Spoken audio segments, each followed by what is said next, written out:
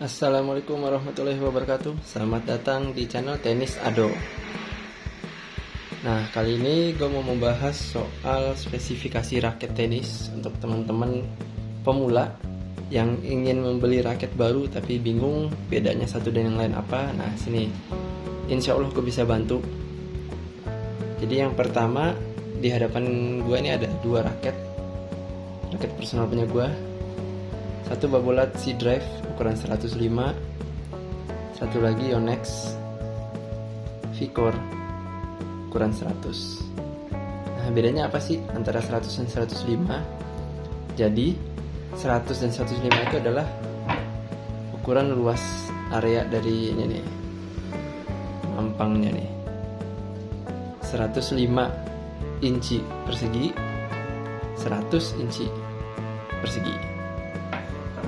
Nah, 105 ini bagus untuk pemula. Kenapa? Karena sweet spotnya lebih gede nih dibandingkan yang 100. Jadi semakin besar angkanya, semakin besar juga luas penampangnya, semakin besar kemungkinan bola itu kena di senar. Jenis raket itu kebagi tiga head size-nya. Yang pertama yang oversize itu 105 ke atas, mid plus itu antara 100 dan 105, sama yang mid itu untuk yang di bawah 100. Nah, mid plus enaknya dengan sweet spot yang gede, untuk pemula lebih gampang latihannya untuk kenain bolanya, dan ditambah juga bisa mendapatkan power yang lebih. Logikanya ya kayak trampolin, ini area trampolinnya lebih gede dibandingkan yang ukurannya di bawah 100. Ada yang 95 bahkan, itu kecil.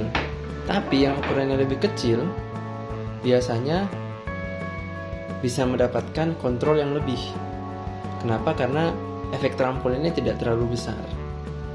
Untuk yang sudah lebih jago biasanya memilih di ukuran 100 ke bawah, 97, 95, karena bisa mendapatkan kontrol yang lebih, dan untuk power bisa menghasilkan sendiri. Jadi gue pakai 100 karena gue belum jago-jago amat, masih pemula. Oke, selanjutnya untuk spesifikasi yang kedua, biasanya orang melihat di beratnya. Nah, tadi gue udah sebutin head size ukurannya 100. Sekarang berat weight. Nah, untuk berat ini gue ngambil ukuran 300 gram.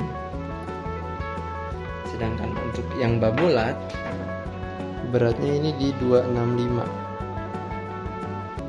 Kelihatan ya. Untuk yang beratnya lebih ringan, ini biasanya lebih enak nih untuk manuvernya nih, lebih nggak beban di tangan. Untuk yang beratnya lebih 300 ke atas, biasanya butuh tenaga ekstra. Tapi ini yang paling sering di pasaran dan ukuran 300, 295, plus minus lah. Itu sesuai dengan kemampuan ya. Kalau merasa ukuran 300 terlalu berat, bisa ngambil yang di bawahnya. Tapi ada juga orang yang merasa kalau raketnya lebih berat lebih enak. Nah, ada yang bahkan sampai mengambil berat 315. Waduh. Nah, selanjutnya ada di balance point. Ini balance 320 mili. Yang di sini balance-nya 345 mili. Maksudnya apa? Jadi dari paling bawah di sini naik 345 mm sampai ke posisi dimana balance point-nya berada. Untuk yang ini balance point-nya di 320, jadi lebih ke arah bawah. Gue biasanya bedainnya ini, tapi nggak fix sih. Kalau jadi di sini lihat, oh lebih berat ke depan, lebih berat ke kepalanya, headnya. Selanjutnya kalau yang ini lebih seimbang atau lebih mengarah ke berat handle-nya bahkan. Semakin tinggi angka balance-nya, semakin ke atas berat dari si raketnya. Jadi sebutan orang-orang adalah head heavy. Head heavy ini apa? Jadi kalau raket yang mempunyai head heavy biasanya menambah stabilitas dari pukulan kita. Ketika kita mukul maka raketnya nggak gampang goyang, lebih stabil. Dan juga biasanya kalau yang lebih berat ke depan, head heavy, itu bisa menambah momentum atau pukulannya jadi lebih kencang ya. Biasanya seperti itu.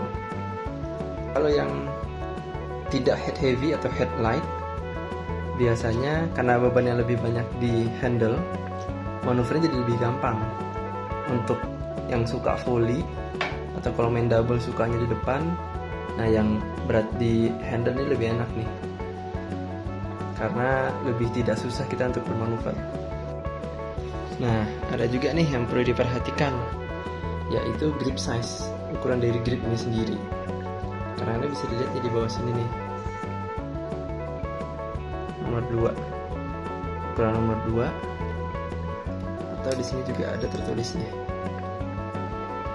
G 4/4, grip 4/4, 45-60 pounds, kita bahas nanti. Nah, sama juga untuk yang babula di sini ada tulisannya nih.